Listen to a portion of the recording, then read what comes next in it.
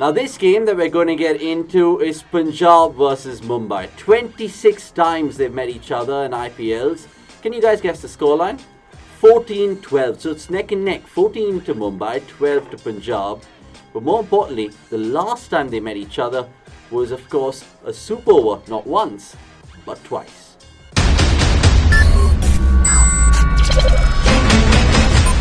What is up, people? You're watching Criclytics Man vs Machine. We're going to be dissecting that particular clash. We've produced a absolutely brilliant game the last time we saw these two teams, of course, in the UAE in the last competition. And we have Mark Butcher to preview Punjab versus Mumbai for us. Let's get straight into it because Punjab, they've been tottering all right.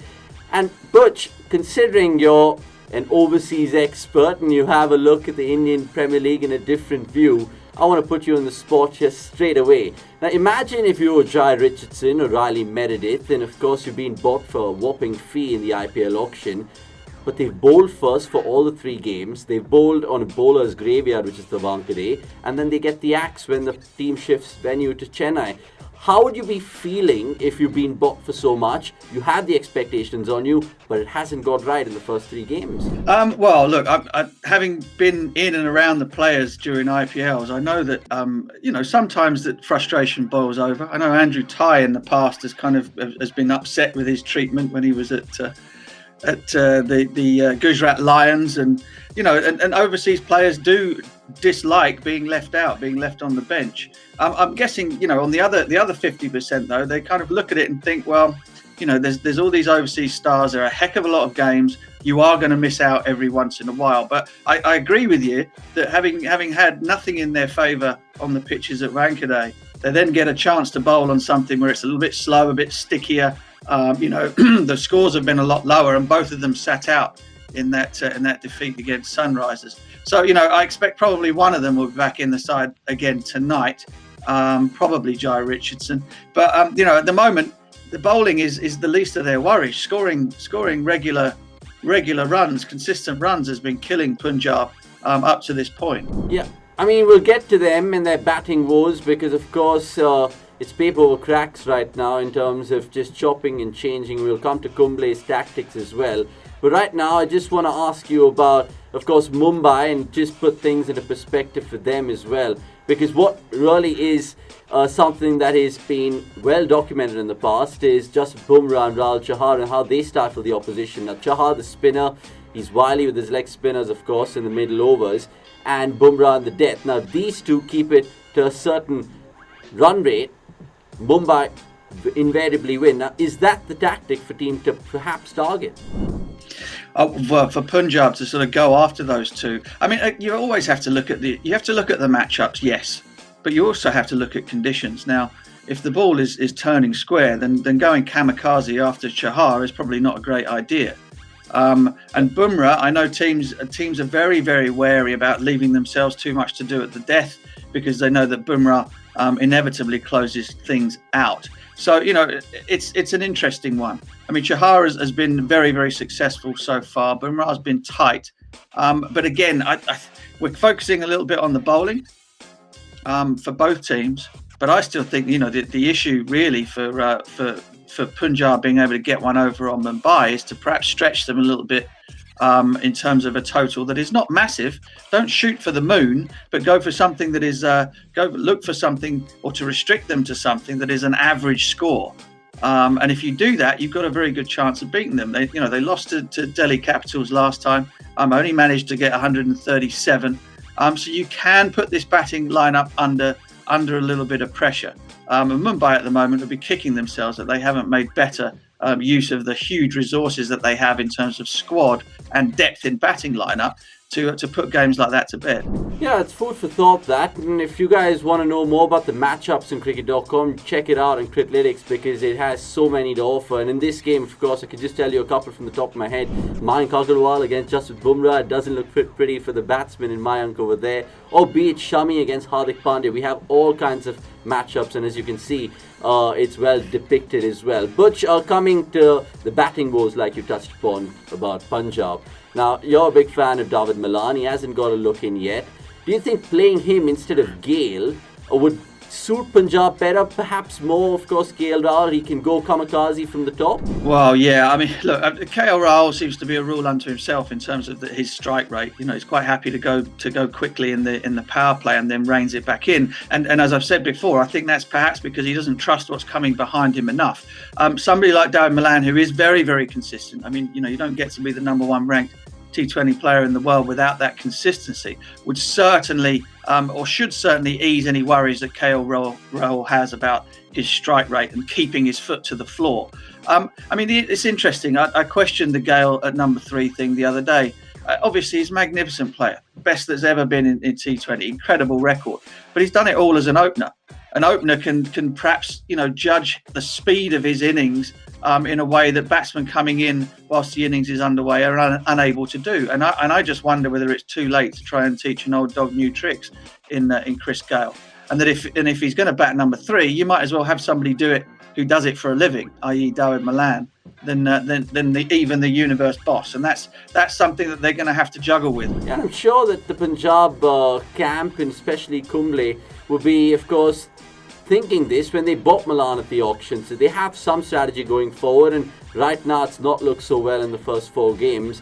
That was your 1 minute pitch, Butch. Let's move on to your predictions, because that is where it really matters. Now, I was misinformed, I should tell you. Last night, a producer told me that he went 1-0 up.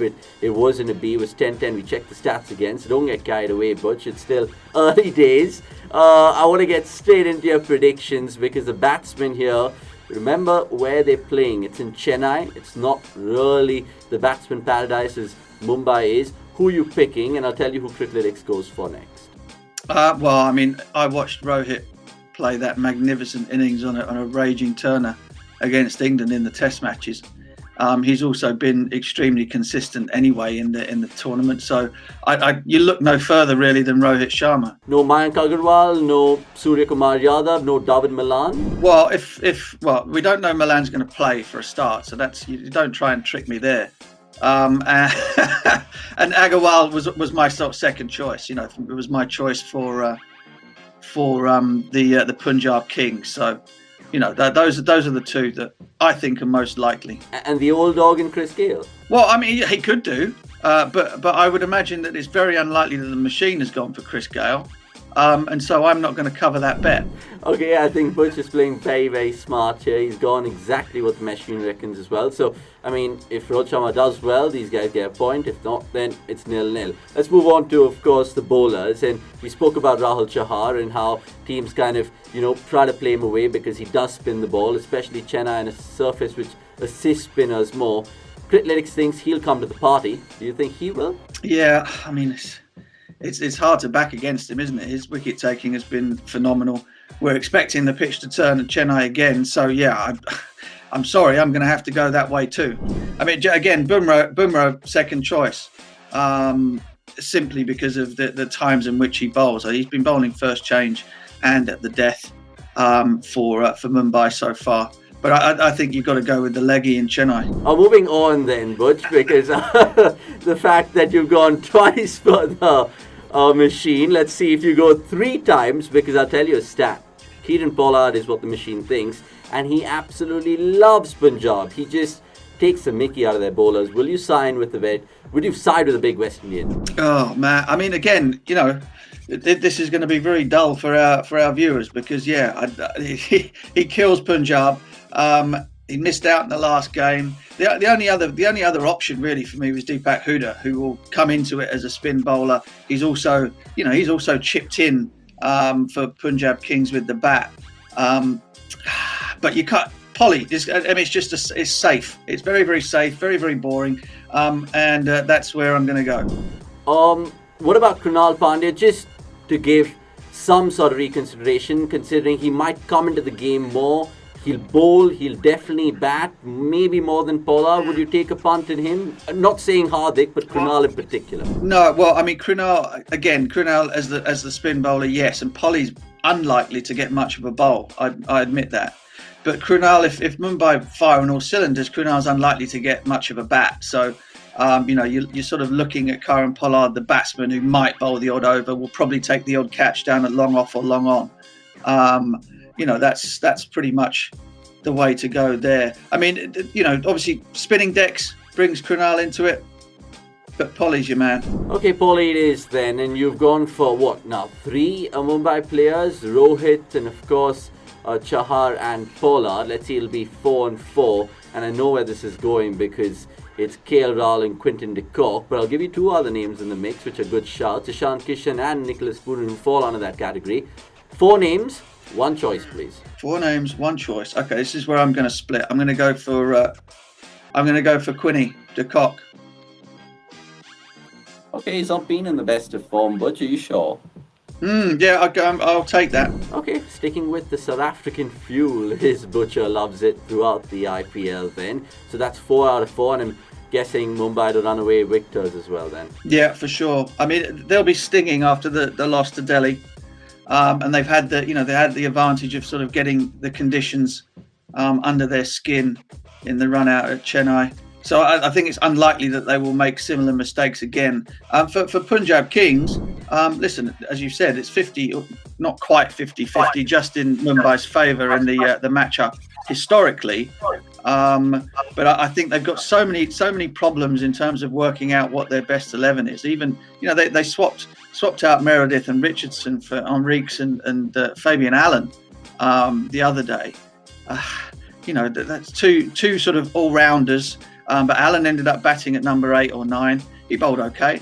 And it just seems to me that they're scrambling around trying to find a formula, whereas Mumbai have a formula.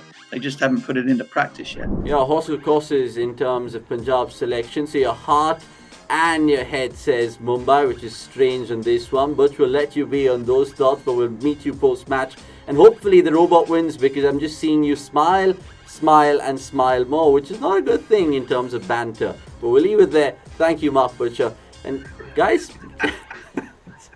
but sorry, I mean, I was totally taking the piss out. But you guys know what's come. Download the cricket.com app and, of course, get cracking on Criclytics, because it's absolutely brilliant and it's the world's most powerful cricket predicting engine. Get it right, get it sorted. We'll see you in the next one.